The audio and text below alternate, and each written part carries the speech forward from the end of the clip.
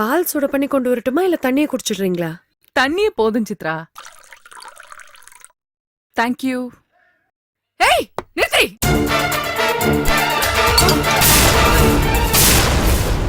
அவ திங்கிற மாத்திரை நீ எதுக்கடி திங்கிற? ஏண்டி உனக்கு அறிவில்ல? ஓ உடம்புல ஒண்ணும் இல்லன்னு கண்ட கண்ட மாத்திரைய டாக்டர் உனக்கு எழுதி கொடுக்கறாங்க.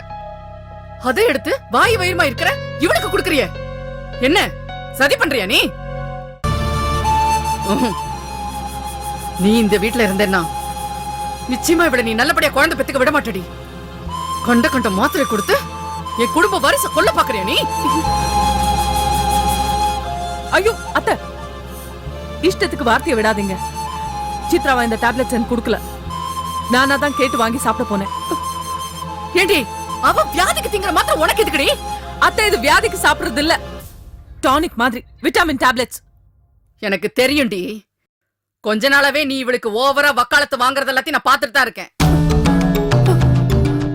ஜோசியர் சொல்லியும் இவள அனுப்ப மாட்டேன், நானும் போக மாட்டேன்னு கொதிச்சிட்டு இருக்க. என்னையும் மரியாதை இல்லாம பேசுற. ரெண்டு பேருமா சேர்ந்து இந்த குடும்பத்துக்கு வாரிசே இல்லாம போகட்டும்னு பிளான் பண்றீங்களா? அத்தை, முட்டாள்தனமா கற்பனை பண்ணி பேசாதீங்க. என் வயித்துல குழந்தை ஆரோக்கியமா வளரணும் தான் இத வாங்கி சாப்பிடுறேன். ஏய், அவ எதுக்கடி சாப்பிடுறா? அதையே நீ வாங்கி சாப்பிடுற? அத்தை, சித்ரா சாப்பிடுறதும் நான் சாப்பிடுறதும் ஒரே மாத்திரை தான். என்கிட்ட இருக்கிறது தீர்ந்து போச்சு, அதான் இவங்க கிட்ட இருந்து வாங்கி சாப்பிடுறேன். ஏய், நீ புள்ள தாச்சிடி, இவன் நோயாளி. ரெண்டு பேருக்கும் ஒரே மாத்திரை கொடுப்பாங்களா? அத்தை, சித்ராவ நோயாளின்னு சொன்னீங்க, அப்புறம் எனக்கு கெட்ட கோவம் வரும். அப்பா இவ்வளவு ஒண்ணு மாதிரி புள்ள தாச்சியா? சொல்லு. புள்ள தாச்சி அவ? ஆமா, அவளும் புள்ளத்தாச்சி தான். சித்ராவும் கர்ப்பமா தான் இருக்கான்.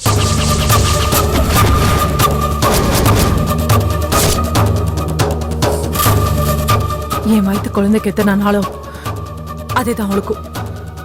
டாக்டர்ஸ் அதனாலதான் அவளுக்கும் எனக்கு ஒரே மாத்திரை எழுதி கொடுத்திருக்காங்க.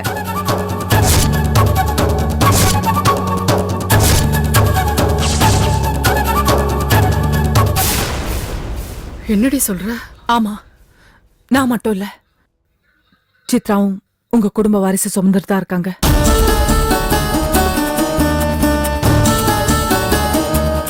அம்மா நவருமா, நீ சொல்றது உண்மையா?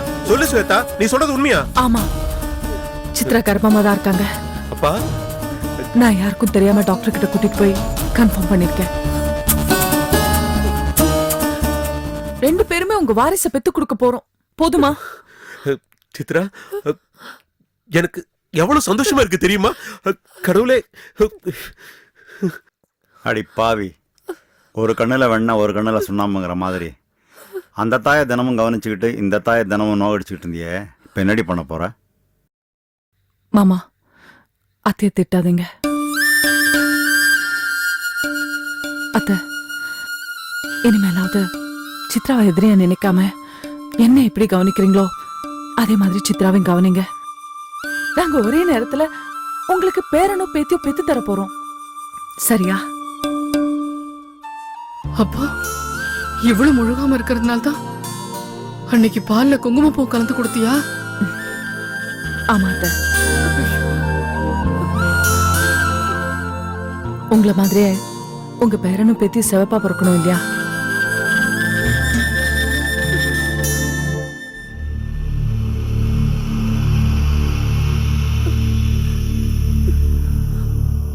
அத்தை, நான் உங்களை தப்பா சொல்ல மாட்டேன்.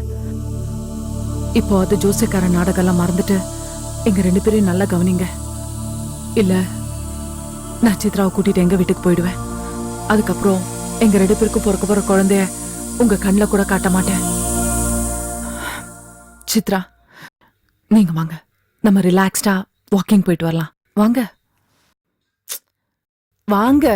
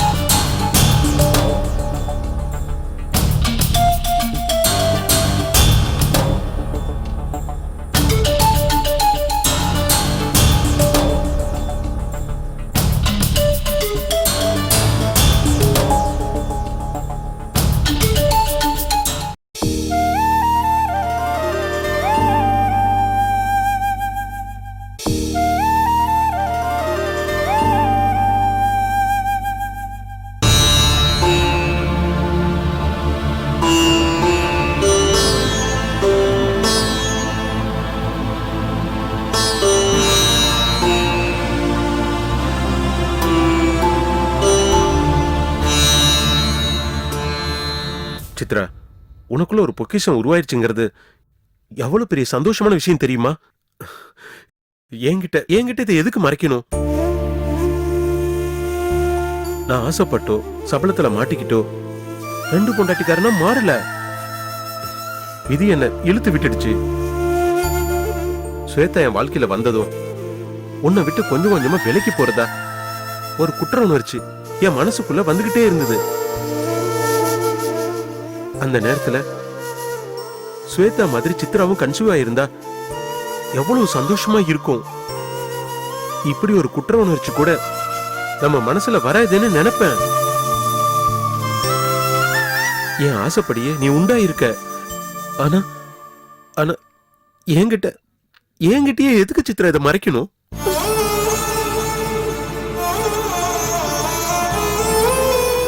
நான் நாவல் படிச்ச காலத்துல வீட்டுக்கு வந்த மருமக அந்த குடும்ப சந்தோஷத்துக்காக எவ்வளவு தியாகம் வேணாலும் பண்ணுவான்னு நான் நிறைய கதையில படிச்சிருக்கேன். அப்பெல்லாம் எனக்கு சிரிப்பு வரும். இப்படியே நடக்குமான்னு தோணும். ஆனா பிராக்டிகல் லைஃப் ஆரம்பிச்சப்போ நீ செஞ்ச ஒவ்வொரு விஷயமும் இதுதான் மனுஷ வாழ்க்கைன்னு உணர வச்சது. அதுவும் இந்த குடும்ப வாரிசுக்காக நீ செஞ்ச தியாகம் என் நெஞ்சில நெருப்பள்ளி கொட்டிடுச்சு சித்ரா. உன்ன மாதிரி நான் உன் கூட டைம் ஸ்பெண்ட் பண்ணலனாலும் எந்நேரமும் நான் உன்னதான் நினைச்சிட்டு இருப்பேன். அந்த அன்பு எனக்கு தெரியும். நீ என்னை விட்டு கொஞ்சம் கொஞ்சமா விலைக்கு போயிட்டு இருக்கியா? இல்ல விலைக்கு போயிட்டியா? ஏன் இப்படி எல்லாம் பேசுறீங்க? எந்த காலத்திலயும் எந்த சூழ்நிலையிலயும் நான் உங்களை விட்டு எங்கேயும் போக மாட்டேன். அப்ப எதுக்காக என்கிட்ட மறைச்ச? நான் என்ன புதுசாவா உண்டாயிருக்கேன்? ஏற்கனவே நான் 2-3 தடவை உண்டாகி உங்களை ஏமாத்தின பாவி தானே நான். உங்களை மட்டுமா அத்தையோட சந்தோஷத்தையும் கெடுத்துட்டு அவங்க கோவப்பட்டு பேசிடுறாங்க. ஆனா மாமா பேசலனாலும் அவர் மனசுலயும் அந்த வேதனை இருக்கும்ல. நான் தாயாகலன்னு அத்தை என்ன திட்டிட்டு இருக்காங்க. மாமா அவர் கும்பிடுற சாமியை தினம் தினம் திட்டிட்டு இருக்காரு. எல்லாம் ஒண்ணு தானுங்க.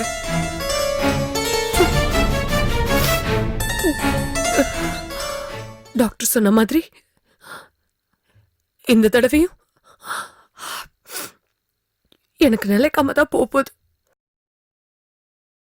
இத சொல்லி நான் எதுக்குங்க எல்லாரையும் ஏமாத்தணும்? அதனால தான் சொல்லல. என்கிட்ட கூட வா. மத்தவங்களை விட கட்டின புருஷனை ஏமாத்துறது தானே பெரிய பாவம். நான் உங்க ஆசையை நிறைவேற்ற போறது இல்லைன்னு முடிவா தெரிஞ்சதுக்கு அப்புறம் தானே ஸ்வேதாவை நீங்க கல்யாணம் பண்ணிக்க சம்மதிச்சீங்க. ஸ்வேதா உங்க ஆசையை நிறைவேற்ற போற.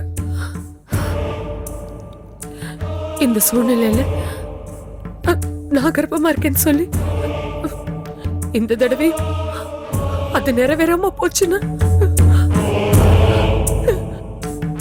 நீங்களே என்ன வெறுத்துருவீங்கல்ல. அதுக்கப்புறம் நான் உயிரோட இருப்பேனா? பொடி பைத்தியக்காரி, முட்டாள்தனமா பேசாதடி. ஏதோ ஒரு டாக்டர் அம்மா சொன்னாங்கிறதுக்காக உனக்கு குழந்தைய பிறக்காதுன்னு முடிவு பண்ணிடுவியா? நான் உன்னை வெறுத்துறவன்னு கனவுல கூட நீ நினைச்சிடாத. உன்னை நினைச்சு நான் அவளோட வாழ்ந்துட்டு இருக்கேன். வேண்டாம் சித்ரா, இந்த நேரத்துலதான் உனக்கு தன்னம்பிக்கை முழுசா இருக்கணும். இத பார், இனிமேல் நீ எந்த வேலையுமே செய்யக்கூடாது. நாளைக்கே உன்னை நான் ஹாஸ்பிட்டலுக்கு கூட்டிட்டு போறேன். ட்ரீட்மெண்ட் எடுக்கிற. கடன் வாங்கியாவது எத்தனை லட்சம் செலவானாலும் பரவாயில்ல, செய்யறதுக்கு நான் தயாரா இருக்கேன். இந்த முறை உனக்கு நல்லபடியா குழந்தை பிறக்கணும். லாஸ்ட் டைம் உன்னை கவனிச்சுக்க நான் மட்டும்தான் இருந்தேன். இப்ப ஸ்வேதா இருக்கா. இத பாரு, நான் ஸ்வேதா எல்லாத்தையும் சொல்லிட்டேன். நானும் அவளும் உன்னை கண்ணும் கருத்துமா பாத்துக்குவோம். உன்னை கவனிக்கிறத தவிர எங்களுக்கு வேற வேலையே கிடையாது. உனக்கு நல்லபடியா குழந்தை பிறக்கும்மா. நீ கவலைப்படாதம்மா.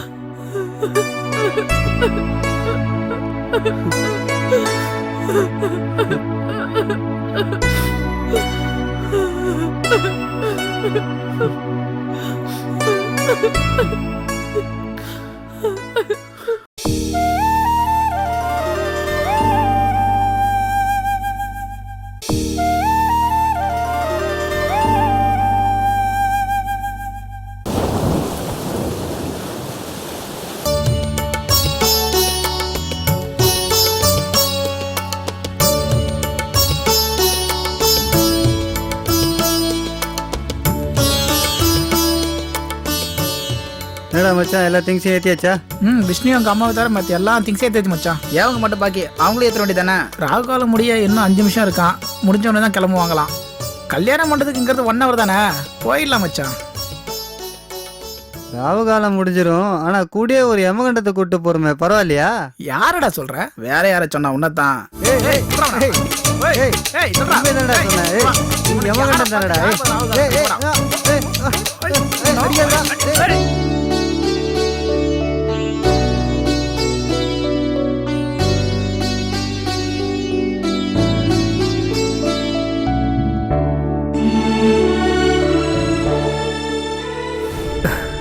அம்மா என்ன ஆசீர்வாதம் பண்ணுவா.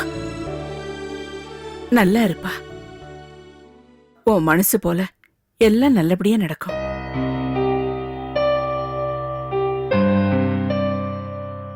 என்னாச்சும்மா?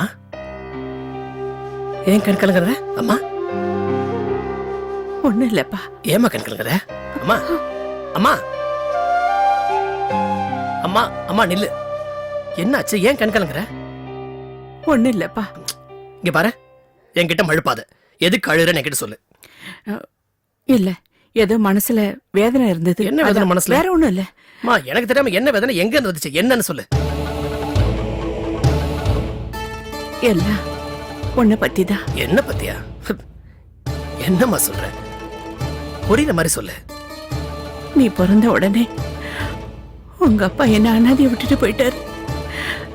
இப்ப வந்துருவாரு, அப்பா வந்துருவாருன்னு நான் 23 வருஷமா காத்துட்டு இருக்கேன். ஏம்மா இதெல்லாம் எனக்கு தெரியாதா? நீ இப்ப எதுக்காக அழுத அதை என்கிட்ட சொல்லு. உன்னை கை குழந்தைய வச்சுக்கிட்டு நான் படாத கஷ்டம் இல்லடா. எத்தனை ஏச்சும் பேச்சும் வாங்கி நான் உன்னை வளர்த்தேன் தெரியுமா? எப்படியோ இன்னைக்கு உன்னை வளர்த்த ஆளாக்கி ஒரு உத்தியோகம் பார்க்க வச்சு கல்யாணமும் பண்ணி வைக்க போறேன். இது வரைக்கும் என்னோட பையனா இருந்த உடனே இனிமே உன்னை சொந்தம் கொண்டாட ஒருத்தி வரப்போற. உனக்குன்னு ஒருத்தி வந்ததோ உங்க அப்பா என்ன அனாதையாக்கிட்டு போன மாதிரி வரப்போறவ பேச்ச கேட்டுக்கிட்டு என்ன நீ அனாதையாக்கிடுவோன்னு எனக்கு தோணுச்சு. மா மா மா மா மா மா என்னம்மா நீ? என்னம்மா என்னம்மா இப்படிலாம் யோசிக்கிற? என்னம்மா இப்படிலாம் யோசிக்கிற? இங்க பாரு, எனக்கு வந்து எப்பவுமே நீதான் முக்கியம். நீதாம்மா எனக்கு முக்கியம். அம்மா இந்த உலகத்துல எதுவா இருந்தாலும் அது வந்து உனக்கு அப்புறமா தாம்மா. அம்மா என்ன வளர்க்கறதுக்கு நீ எப்படி எல்லாம் கஷ்டப்பட்டங்க எனக்கு தெரியாதா? அதை நான் மறந்துடுவேன்னு நினைக்கிறேன். எப்படிம்மா? இங்க பாரு, ஊருக்கே நான் ராஜாவா இருந்தாலும் என்னைக்குமே நான் உனக்கு பிள்ளைதான். புரியுதா? எப்பவுமே இந்த விஷ்ணுவுக்கு வந்து தாய்க்கு பின் தான் தாரம், மத்தது எல்லாமே. ஓகே? இப்ப சொல்லுவ, நாளைக்கு அவ இந்த வீட்டுக்கு வந்ததுக்கு அப்புறம் இதே மனசோட இருப்பியா? என்ன நீ என்ன பார்த்து என்ன வார்த்தை கேக்குற? என்ன பார்த்து இந்த வார்த்தை கேட்கறது உனக்கு எப்படி மனசு வந்துச்சு? நான் யாரு? நீ வளர்த்த பிள்ளை. நீ வளர்த்த பிள்ளை உன்னை மீறி போயிடுவனா? கண்டிப்பா போக மாட்டேன். நான் எப்பவும் உன்கிட்ட தான் இருப்பேன். அது மட்டும் இல்லம்மா, அந்த பொண்ணு பார்த்தோம்ல, அந்த பொண்ணை பார்த்தா அப்படி தப்பான பொண்ணா தெரியலம்மா. நீ வேணா பாரு, இந்த வீட்டுக்கு வந்த உடனே அந்த பொண்ணு உன்னை தலையில தூக்கி வச்சு தாங்கத்தான் போறா. அவ என்னை எதுலயும் வச்சு தாங்க வேண்டாம். நீ மட்டும் எப்பவும் போல என் கூட இருப்பியா? எப்பவும் போல இருப்பமா. அது போதும் எனக்கு. அம்மா அம்மா அம்மா அம்மா அம்மா அம்மா அம்மா அம்மா அம்மா அம்மா ப்ளீஸ்மா அழாதம்மா. அம்மா, டேய் இருடா வரேன். இங்க பாரு அழாதம்மா, நீ அழுது நிறுத்து, கண்ணத்தோட நீ அழக்கூடாது. இத பாரு, நீ எப்பவுமே அழக்கூடாது. நீ அழுதினா அப்புறம் என் மனசு கஷ்டமாயிடும். சரி போலாமா? போலாம். ஹாப்பி